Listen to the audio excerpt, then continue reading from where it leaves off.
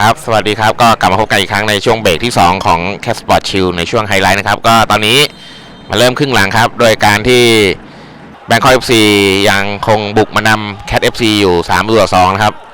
จังหวะนี้ก็เอาแล้วครับเปิดมาก็ยิงใส่เลยครับเจ้าก็ปิยพันธ์รัตนะนะครับจับบอลลงสวยงามสร้างจังหวะแล้วยิงด้วยขวานะแหมติดมือเจ้าธนาทิพย์ปานมีนะครับจังหวะจับบอลนี่นิ่งมากเลยนะครับ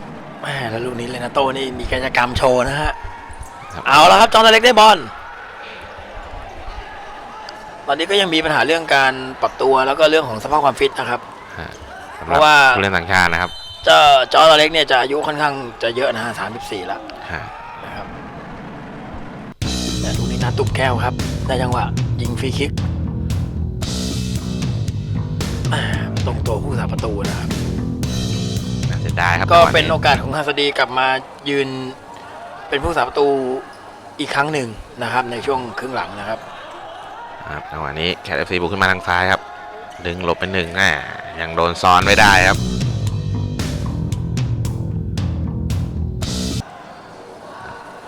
แคทก็ยังคงทำเกมลูกเข้าใส่นะครับในช่วงเปิดครึ่งเวลาหลังมานี่ครับขึ้นไปทางขวาจ่ายมาตรงกลางก็ติดครับกรรมการให้เป็นจังหวะฟาวล์ครับ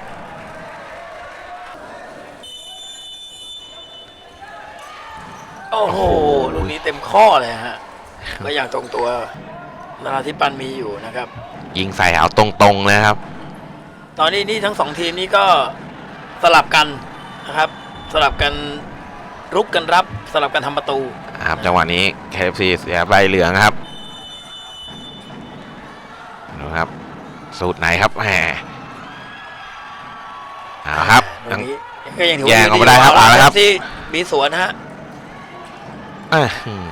มายิงไปฉลับแต่ว่าเข้ามือผู้รักษาประตูครับในวันนั้นนี่ถือว่าอ้าวนะลูกนี้นะครับรามอนนะครับยิงจากครึ่งสนามนะฮะกึ่งยิงกึ่งผ่านมาที่เสา2นะฮะก็เป็นเจ้าเฟิร์สอธิชัยนะครับทำประตูให้กับแคท FC ตีเสมอแบงคอก FC เป็น3-3นะครับเรียกว่าไปยืนอยู่ถูกจุดนะครับจังหวะนี้ผู้เล่นเนี่ยครับแอบมาข้างหลังครับข้างหลังเลยนะฮะทะลุถึงหัวใจเลยทีเดียวนะครับว่ากองหลังของทางแบงคอก FC หันมานี่ก็ไม่ทันแล้วนะครับเอาละครับเกมสนุกขึ้นนะแคท FC ตีเสมอแบงคอก FC เป็น3-3ก่อนเริ่มเกมนี่ต้องบอกว่าแบงคอก FC นี่ดูเป็นต่อค่อนข้างเยอะนะครับจากตัวผู้เล่นเองหรือว่าตารางคะแนนเองก็ค่อนข้างห่างชั้นกันนะครับแต่ว่าก็พอเกมเริ่มไปนี่ปรากฏว่า KFC เองนี่ก็สู้ไม่ถอยนะครับบวกกับการได้ผู้เล่นต่างชาติ2ตัวเข้ามานี่ก็ทำให้เกมนี่ค่อนข้างดีขึ้นเยอะนะครับเป็นการเพิ่มมิตินะครับในการรุกในเกมรุกนะฮะเพราะว่าสองนักเตะที่เปลี่ยนเข้ามาของบราซิลนั้นเนี่ยก็จะมีทั้งตัวเป้าแล้วก็ตัวข้างนะครับจังหวะนี้ลูกนี้รามอนจะเป็นคนยิงฟรีคิกครับแล้วหัวลูกนี้ครับเอาละแคท FC นะครับขึ้นนำเป็น4-3และเป็นลูกแฮตทริกของรามอนในนัดแรกของเขานะครับเรียกว่าเซอร์ไพรส์เลยนะครับสำหรับผู้เล่นรายนี้นะครับต้องจับตาดูกันยาวๆครับสำหรับรามอนเนี่ยนะครับเขาเรียกว่ามาแมตช์แรกก็เกิดเลยแจ้งเกิดเลยทีเดียวดูลูกนี้แบบสโลว์โมชั่นกันนะครับโอ้โหยิงลอดขากำแพงลอดขาเรนาโต้มานะครับเสียบเสา2นะครับเสาไกลเลยนี่เป็นสิ่งสำคัญที่นักเตะน้องๆของ Cat FC ที่เป็นน้องๆเด็กไทยนี่ต้องเรียนรู้นะครับการที่เราดึงตัวผู้เล่นต่างชาติมานี่ส่วนหนึ่งก็คือจะได้ประสบการณ์กับเด็กๆนักเตะไทยด้วยนะครับใช่แล้วนะครับกองหลังนะครับรวมถึงผู้เล่นของแบงคอก FC นี่ก็ถือว่ายืนเหม่อกันทั้งนั้นที่คิดว่าตัวเองเนี่ยยืนในตำแหน่งที่ดีแล้วนะแต่ก็แหมจังหวะตอนนี้ก็ KFC แซงครั้งแรกนะครับขึ้นนำ4-3ครับทางนี้แบงคอก FC บุกแหลกแล้วครับ มาแล้วครับ เคลื่อนเกมเร็วนะฮะแบงคอก FC ยังติดกองหลังแล้วครับจังหวะนี้แคทเอฟซีจะสวนครับแหมยังทำได้ไม่ดีครับครับแคทเอฟซีขึ้นมาทางเปียพันธ์รัตนะครับผมออกไปทางซ้ายมาตรงกลางครับจังหวะนี้ได้ยิงนะครับเข้ามือผู้สาประตูของทางแคทนะครับตอนนี้นี่ถือว่าทุกอย่างเป็นใจนะครับก็เข้าทางแคท FC หมดแล้วนะครับขอยืนดักอย่างเดียวนะฮะแหมแล้วลูกนี้ครับใบเหลืองครับฟาวอีกแล้วนะรับใบเหลืองไปนะครับสำหรับภาสกรนะครับกัปตันทีมของแบงคอก FC นะครับผู้ทำประตูจังหวะนี้ถือว่าเป็นใบเหลืองที่ค่อนข้างคุ้มค่านะครับเพราะไม่อย่างนั้นนี่ทางนักเตะของแคท FC เองนี่หลุดเดี่ยวเลยนะครับใช่นะครับครับมาเอาลูกนี้ครับเลยนะโตมาโอ้โหลูกนี้นี่ยิงด้วยสัญชาตญาณนะครับดีดด้วยข้างเท้าด้านนอกนะฮะชนเสานะครับเฉียดไปนิดเดียวโอ้โหลูกนี้คิดว่าหายครับ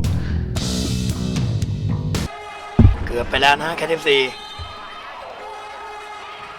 เอาแล้วครับแคท FC ตัดได้ลูกนี้นัดถุงแก้วทำไงพอมาเองติดโดนตัดกรรมการฟาวครับฟาวเป็นจังหวะฟาวครับแล้วผู้เล่นมาเข้า FC นี่ไม่พอใจคำตัดสินครับตอนนี้ต้องมาประท้วงกันเลยว่าเฮ้ยฟาวยังไงครับอาจารย์ครับพี่บังก็มีการหยอกล้อกับนักเตะแคท FC นิดหน่อยนะก็รู้จักกันอยู่แล้วในวงการนะครับนี่ก็ยิงออกไปก็ค่อนข้างไกลครับเปลี่ยนกัปตันลงมาครับจังหวะนี้แคท FC ก็ต้องเป็นฝ่ายรับครับช่วงนี้ตอนนี้แบงคอก FC ก็ขึ้นมาเล่น power play แล้วนะครับต้องดูครับว่าจะคุมโซนได้ขนาดไหนครับสำหรับจังหวะนี้ได้ยิงครับเจ้าเล็กครับตัดบอลได้จิ้มหัวเกือกหลุดเสาไปนิดเดียวเท่านั้นเองนะฮะแหมเสียงนี้ผมนี่แฮปจริงเลยแหมลูกนี้ถ้าเข้าไปนี่จะเป็นประตูที่เรียกว่าแทบปิดเกมเลยนะครับถือว่าฝังเลยนะดูนะฮะโอ้โหระยะนี่ห่างระยะประมาณ3ตัวมดนะครับครับครับแคทโยนขึ้นมาก็มีโต้บ้างนะแคท FC ครับครับได้ยิงไหมครับวันนี้ถ่ายออกมาทางซ้ายหมุนไหมครับ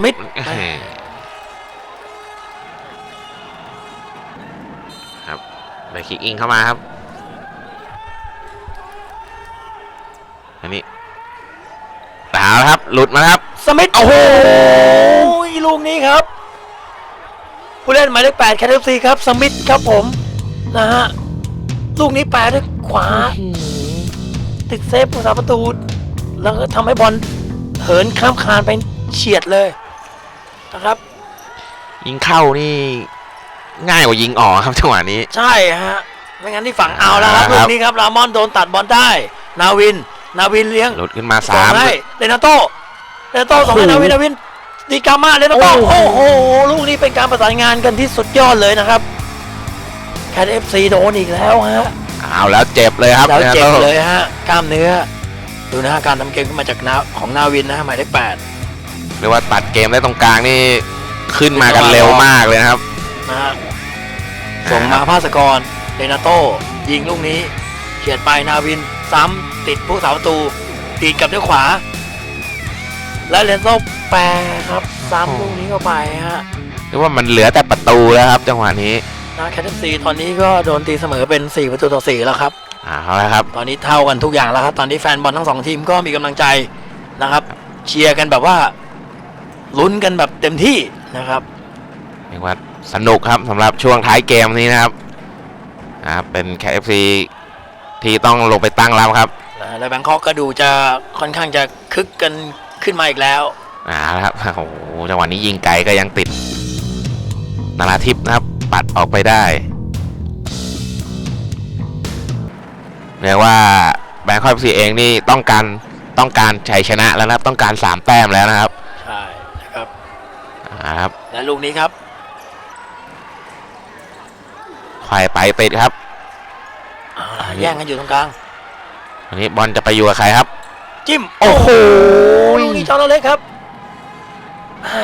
นะแล้วก็ยิงเสร็จก็มีการบาดเจ็บ เพราะว่าอย่างที่เรียนครับว่าสภาพร่างกายเนี่ยยังไม่เต็มร้อยนะครับ ครับเขาFC ขึ้นเกมมาครับถ่ายไปทางซ้ายครับเข้าสู่ช่วงท้ายเกมแล้วนะครับเรียกว่าค่อนข้างบีบหัวใจกองเชียร์ของทั้งสองฝั่งนะครับแบงคอก FC นี่จ่ายบอลเท้าสู่เท้านี่ถือว่าค่อนข้างแม่นยำแล้วก็ชัวร์เลยนะครับ ก็เล่นด้วยกันมานานนะแล้วลูกนี้ครับยิงแหวกอากาศไปเลยโอ้โหครับป้าสกลวารีผู้เล่นหมายเลข7ครับนะกัปตันทีมของแบงคอก FC นะครับลูกนี้ยิงไกลแหวกอากาศผ่านมือนราธิปปานีไปเลยฮะยิงหายครับจังหวะนี้เรียกว่าหายครับถือว่าวาร์ปเลยนะเห็นอีกทีนึงก็เสียบตะข่ายไปแล้วครับจังหวะนี้เหลือเวลาแค่41วินาทีครับแคท FC โดนนำเป็น5-4ครับต้องทำอะไรสักอย่างแล้วตอนนี้แล้วลูกนี้ครับโอ้โหเจ้าเฟิร์สมีโอกาสจ่าเดียวแปรไปติดเซฟนี่ห่างกันไม่ถึง1นาทีนะครับจังหวะจะได้คืนแต่ว่ายังไม่สำเร็จครับครึ่งหลังนี่อัสมิงตายนี่ถือว่าค่อนข้างโชว์ฟอร์มเอาละครับเจ้าเฟิร์สอิงเข้ามาครับเล่น power play ครับแคท FC power play แล้วครับส่งมาลามอนยังกินพื้นที่อยู่นะฮะเวลาก็บีบหัวใจมาเรื่อยๆแล้วฮะตอนนี้ลามอนถึงบอลได้ทรงเฮดโอ้โหได้เรียบร้อยลูกนี้ครับตีเสมอเป็น5-5ครับลูกนี้ครับแคท FC ทำได้ครับจังหวะนี้ครับจากกัปตันนั่นเองนะครับปียพงษ์2ผิวนะฮะและลูกนี้ต้องชมใครไม่ได้เลยนอกจากรามอนนะครับสายตาที่เขาถือว่าค่อนข้างจะมีเซนส์เลยลูกนี้นะครับเหมือนมีตาหลังจ่ายนี่ไม่ได้มองด้วยนะครับเหมือนมีตาหลังเลยนะแม่ลูกนี้นี่คุรีเห็นว่ารู้สึกไงบ้างครับตอนนี้โอ้โหมันตื่นเต้นมากๆนะครับตอนในเกมนี่เรียกว่าโอ้โหไม่อยากจะเชื่อครับว่าเหลือเวลาอีกไม่ถึง1นาทีนี่จะเห็นประตูถึง2ประตูครับแล้วก็เป็นประตูที่ค่อนข้างจะสวยๆทั้ง2ลูกเลยนะครับเอาละฮะแคท FC ตอนนี้นี่มีความหวัง1แต้มเอาละครับนะครับ14วิครับ1แต้มก็เอานะฮะตอนนี้นะครับแบงคอกก็พยายามจะโหมครับ14วิถ้าเสมอนัดนี้นี่แคท FC จะมีแต้มขึ้นมาจาก5คะแนนเป็น6คะแนนนะครับแต่ก็ยังรั้งอันดับท้ายของตารางอยู่ไม่เอาแล้วครับโอเคจบเกมเสมอกันไปครับ5-5นะครับเรียกว่าเป็นผู้เล่นแมตช์เอาท์แมตช์ได้เลยนะครับสำหรับรามอนนะครับเกมแรกของเขากับ3ประตูวันนี้สำหรับไฮไลท์แคทสปอร์ตชิลก็จบลงเพียงเท่านี้แล้วพบกันในแมตช์ต่อไปนะครับ to the A to the T follow me to the Cat FC to the A to the T follow me to the Cat FC to the A to the T follow me to the Cat FC